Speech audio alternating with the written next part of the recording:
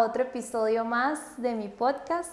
El día de hoy, de esta tarde lluviosa, estoy con la compañía de una mujer que no solo aprecio y admiro montones, sino que le tengo un cariño muy especial, mi hermana, la licenciada Carolina Golcher, psicóloga, psicoanalista y escritora. Bienvenida, Carolina.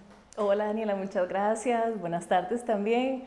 Encantada de estar compartiendo en tu espacio y por supuesto que más que fascinada por el cariño profundo que te tengo, por supuesto, como mi hermana, pero también por la admiración y el respeto que te tengo como profesional. Así que muchas gracias por dejarme participar acá. Gracias, Caro. En realidad no se me ocurre una mejor persona que tratar este tema que vos, principalmente porque es algo que ocurre mucho en consulta y realmente me gustaría saber de qué hablamos cuando tocamos el tema de trastornos de alimentación. Claro, cuando hablamos de trastornos alimenticios no estamos hablando de una enfermedad del apetito. Habría que comenzar por ahí, ¿verdad?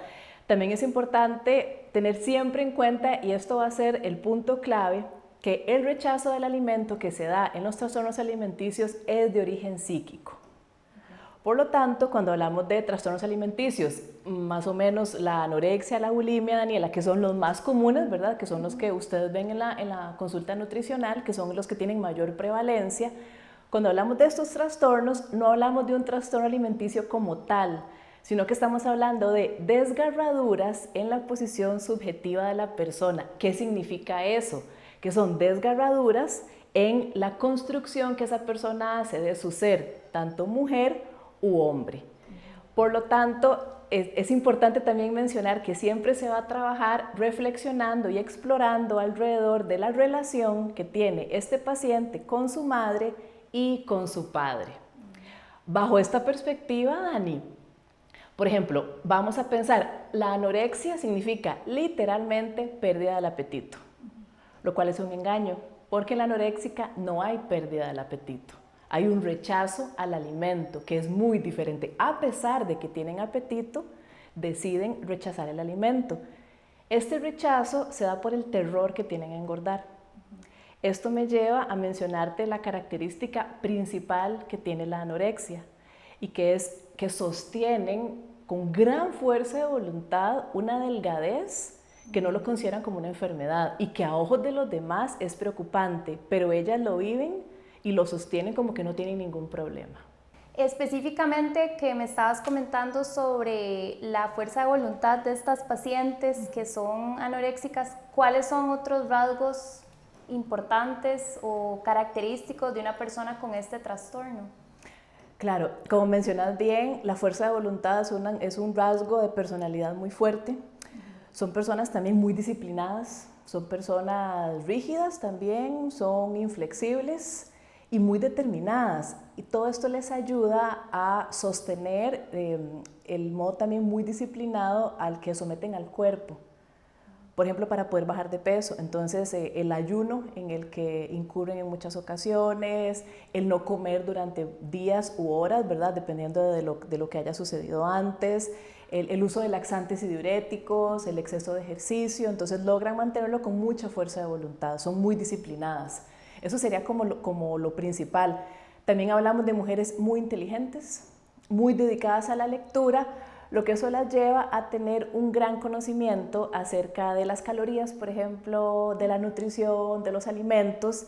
Y lo que pasa con esto, Daniela, es que llegan a tener mucho saber, y ese saber lo usan como una forma de poder en contra de los demás. Entonces las hace tener enfrentamientos con los familiares, por ejemplo, por supuesto, ¿verdad? Con los padres, con los miembros de la familia, con los doctores también, sin duda con el psicólogo, pero más aún con el nutricionista, porque llegan a la consulta nutricional casi como una especie de tú a tú con la nutricionista, ¿verdad? De yo sé exactamente lo mismo que usted, entonces no necesito su ayuda, digamos, como para regular mi alimentación. También es importante mencionar, Dani, que ellas no se sienten enfermas, que lo decía al inicio, ¿verdad? Y no consideran que la cantidad de peso que han bajado lo vean como una enfermedad. Entonces son personas que se mienten mucho a sí mismas, y con eso hay que tener mucho cuidado, porque no lo viven necesariamente como una mentira, sino que lo hacen para sostener este terror que tienen a engordar. Como para justificar el no comer. Correcto. correcto.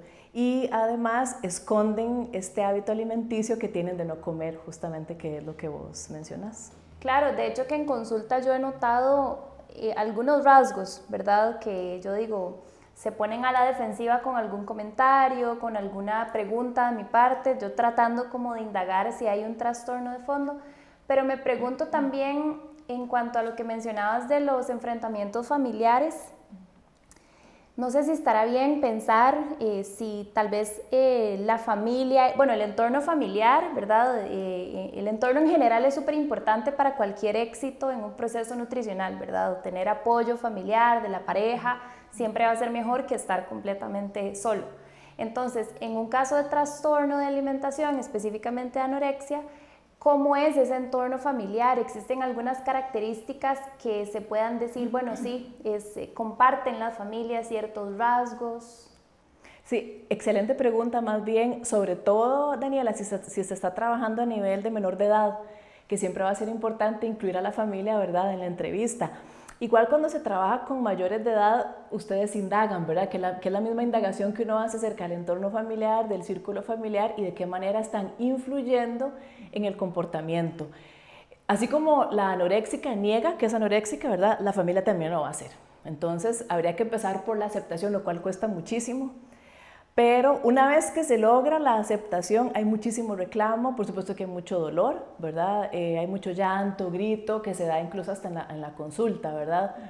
Luego de que finalmente lo aceptan, después de un proceso largo tal vez de trabajar el tema, hay mucha culpa también alrededor. Y sobre los rasgos que se podrían como ir observando en el discurso de la paciente mayor de edad o en los discursos de los padres que acompañan a la persona menor de edad, es que son familias muy rígidas, son familias muy ordenadas, son familias muy preocupadas por el trabajo, entonces hay muy poco espacio para el placer y para el deseo. Entonces uno se da cuenta que son familias muy tristes en el fondo y son familias muy opresivas, lo que las lleva a ser familias controladoras y sobreprotectoras, además de que tienen altas expectativas en los hijos. Tanto padre como madre tienen muy altas expectativas en los hijos. Es muy interesante, Daniela, porque la anoréxica refiere en relación específicamente con su madre que la relación madre-hija es muy débil, está muy dañada. Es una relación en donde hacen falta las palabras y el afecto, el amor.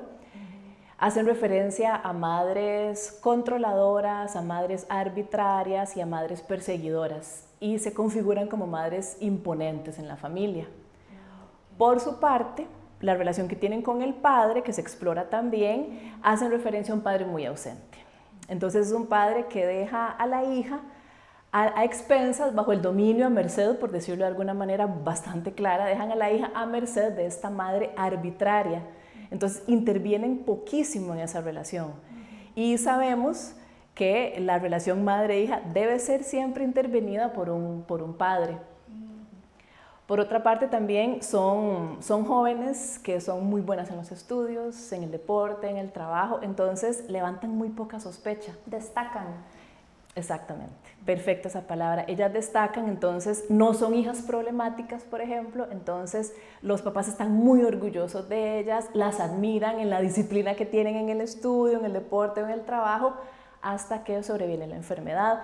Y muchas veces es porque hay un tercero, ¿verdad?, que en el psicoanálisis se entiende como la exogamia, hay alguien de afuera que llama la atención sobre el trastorno. Entonces, si es en un colegio, puede ser el orientador o la profesora guía, si puede ser algún vecino que tal vez al inicio lo consideran como entrometido, ¿verdad?, o la tía majadera de la familia que dice yo veo a fulanita muy delgada. Entonces es por la intervención, por la mirada que alguien fuera de la familia posa sobre esa muchacha que se llama la atención.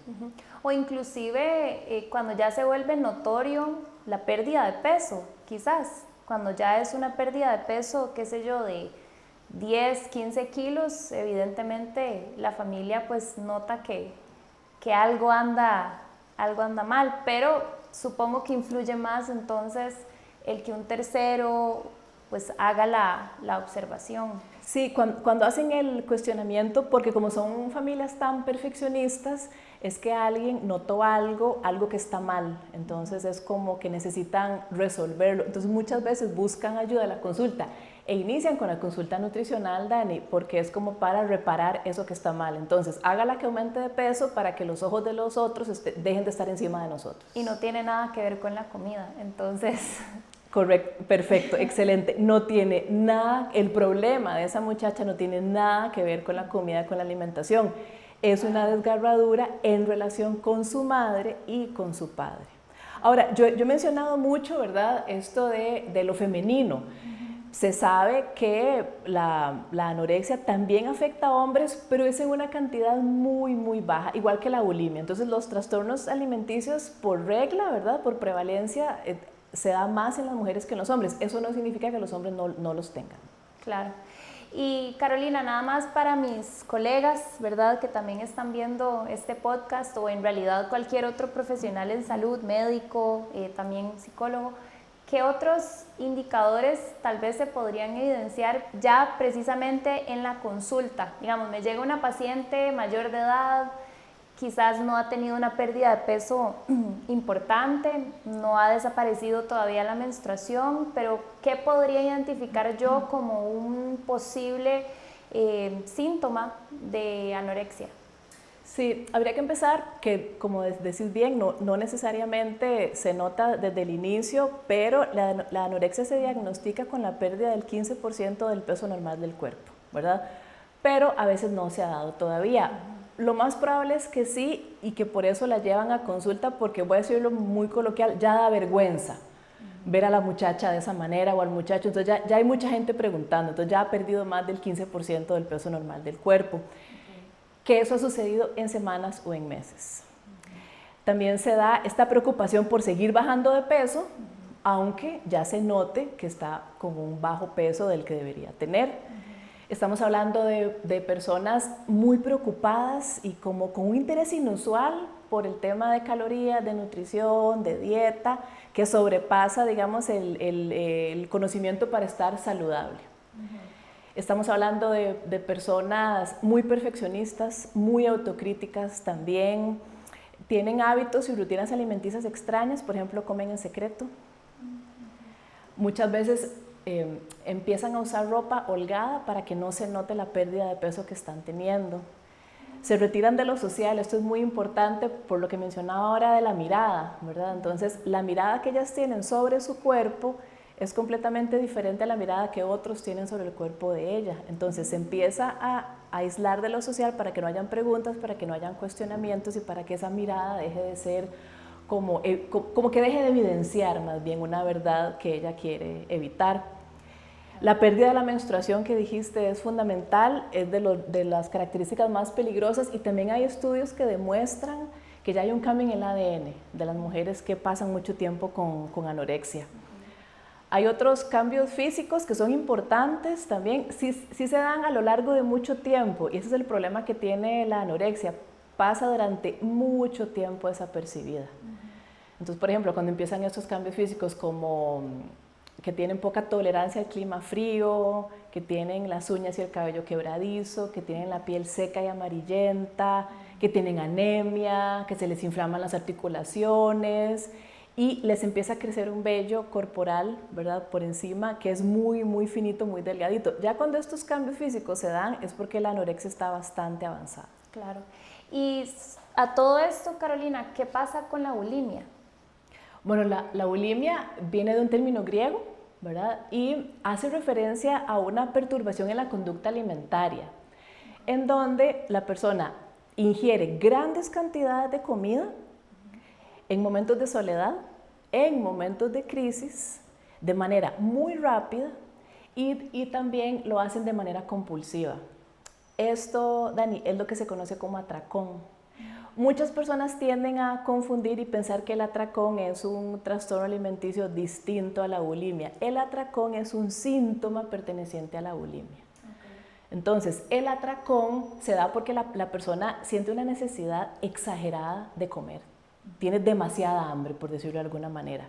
pero todo lo que ingiere no es suficiente y no hay una saciedad.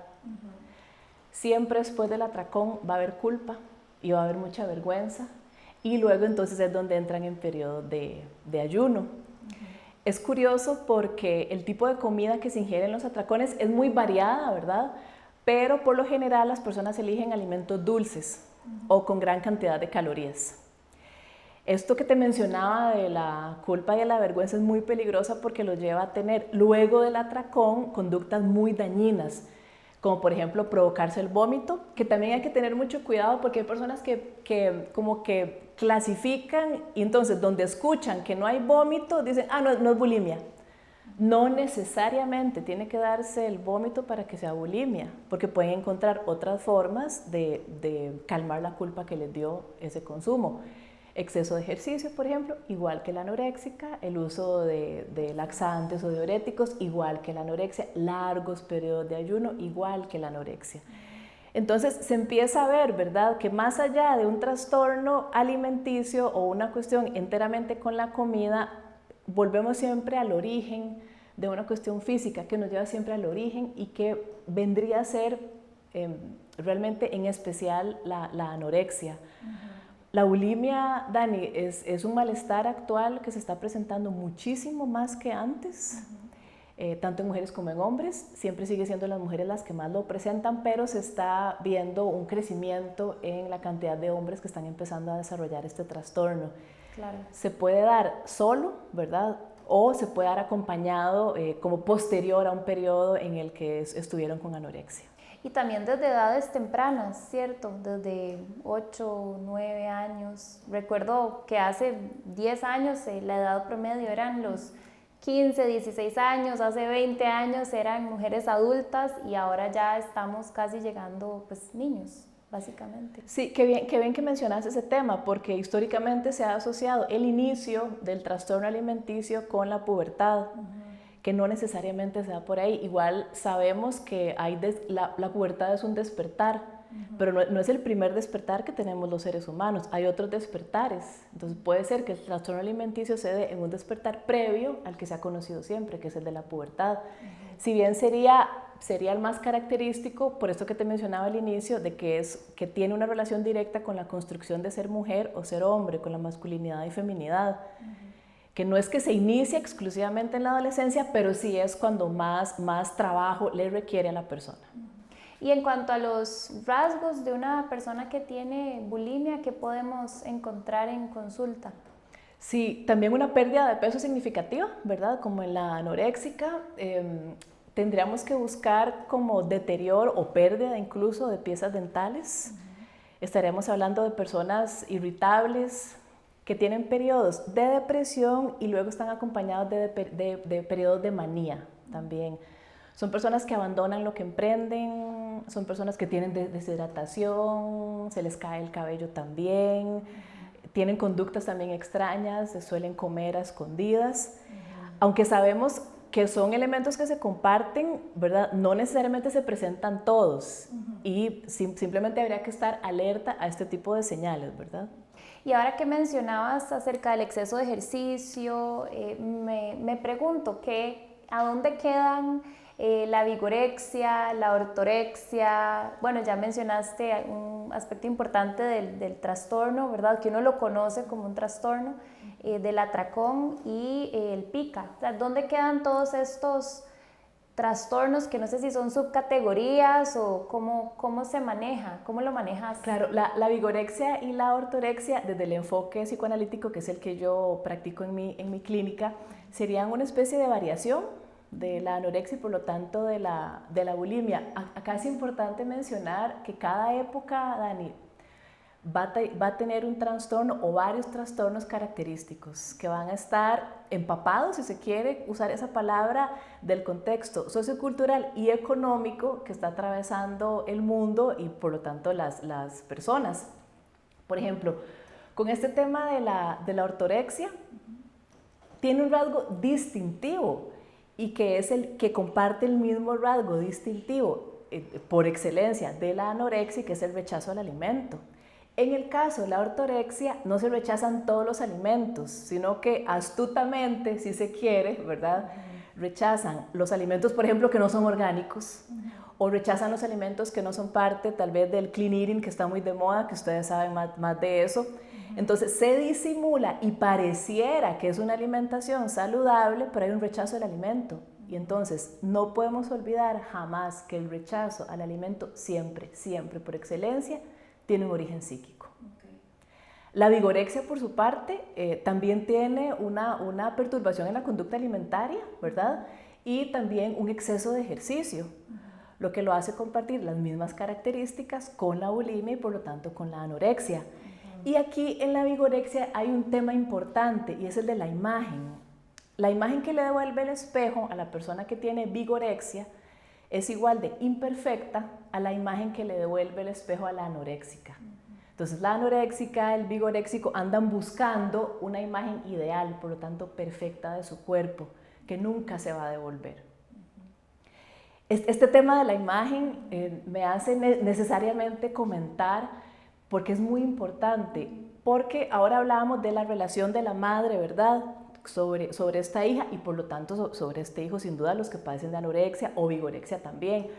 Pero como estas madres invaden a sus hijas e hijos, invaden también su imagen. El espejo lo que devuelve es el discurso de esa madre. Y recordemos que son madres en donde falta amor y falta afecto. Por lo tanto, son discursos que vienen cargados de irrespeto y de falta de amor, que es lo que uno escucha, y me imagino que ustedes lo escuchan en la consulta, ¿verdad? Es que esta panza tan horrible que tengo, qué asco mis piernas, estas caderas que no soporto, son discursos de mucho irrespeto.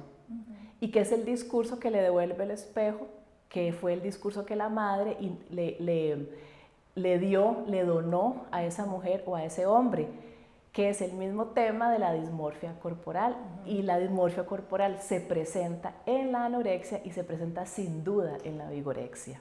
Claro.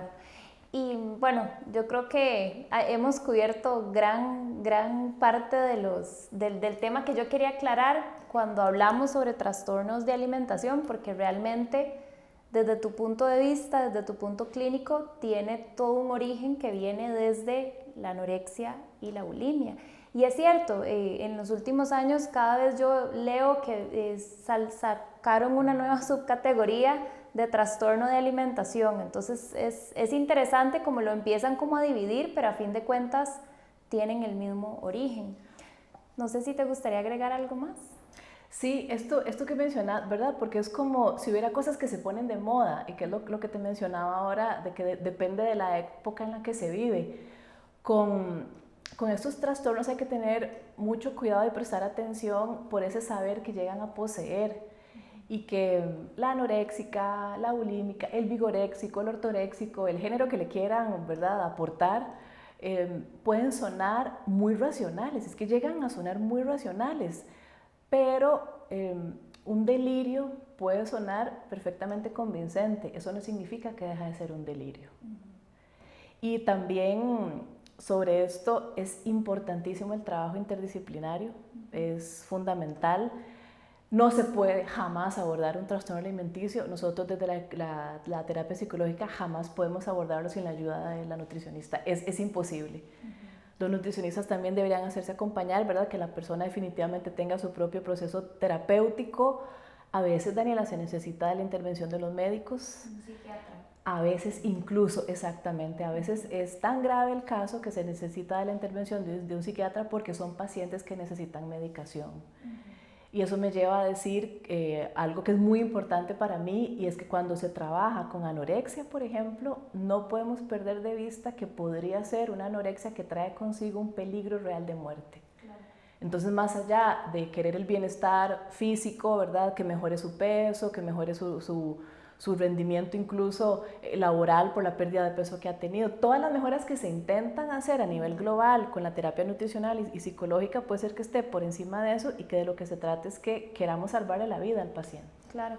Carolina, ¿y cómo hace uno, verdad, desde mi punto de vista como nutricionista? Porque en consulta me he topado pacientes que sé que tienen un trastorno, ya sea por la pérdida de peso que se evidencia, o la pérdida de menstruación, o lo que mencionabas, pero que no quieren recibir terapia. ¿Cómo cómo se maneja, porque yo siento que cada cita, bueno, siempre el pesaje es opcional, ¿verdad? Eso es lo que siempre les digo y no todas dicen no me quiero pesar, todas quieren pesarse, entonces, pues, sobre todo cuando son adultas, porque cuando son adolescentes es más fácil manejar ese control de que no vean el peso ni nada y yo monitorearlo tal vez por medidas o de otra manera, pero cuando son adultos, ¿cómo hago yo para poder avanzar? Porque yo siento que cuando llegan a consulta y nada más es nutrición, no avanzamos.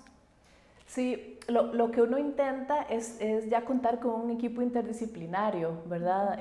Tener como su nutricionista, uno, digamos, de cabecera, en el sentido de la nutricionista con la que uno trabaja como psicóloga, por ejemplo, y de primera entrada mencionar, ¿verdad? Bueno, yo trabajo con un equipo interdisciplinario, hay casos en los que trabajamos todos juntos, valoramos los casos. Es como una forma de vender la idea, ¿verdad?, de que va a ser en beneficio de la paciente. Recordemos que estamos hablando de mujeres inteligentes, ¿verdad?, y por lo tanto hombres también, y que andan buscando un objetivo en particular y es tener más información y más conocimiento. Yo no creo que no es que se pueda hacer, que no se pueda hacer nada, pero también estoy muy clara que no siempre se puede hacer todo, ¿verdad?, que hay casos en particular en los que no se puede ayudar porque la persona no lo permite. Entonces, me parece que no importa la profesión que uno tenga, desde el área de salud, es esta frase, ayúdeme a ayudarle, ¿verdad? No podemos forzar a los pacientes. Me parece importante porque hay personas como que renuncian tal vez, ¿verdad?, a continuar con el paciente porque son pacientes realmente en los que se siente eso que decís, como que no se va avanzando, que hay un estancamiento. Pero a veces la simple cita o el simple contacto, ¿verdad?, con lo que mencionaba hace un rato, con ese otro ojo, con esa otra mirada, con esa exogamia que interviene dentro de la familia, que menciona que hay cosas que no están bien, eso podría por lo menos sembrar una especie de semillita para que la persona en un futuro, tal vez mediano o esperemos que no muy lejano, busque la ayuda psicológica. Claro. Sí, es importante también como uno profesional, es cierto, tratar de buscar un equipo de psicólogo, médico general, con el que uno se sienta cómodo trabajando, pero al mismo tiempo también el paciente es tratar de hacerlo entender que necesita esa ayuda extra, porque sí es difícil, sobre todo cuando uno es el que está viendo todos los red flags, como dicen, y tal vez el paciente no los ve.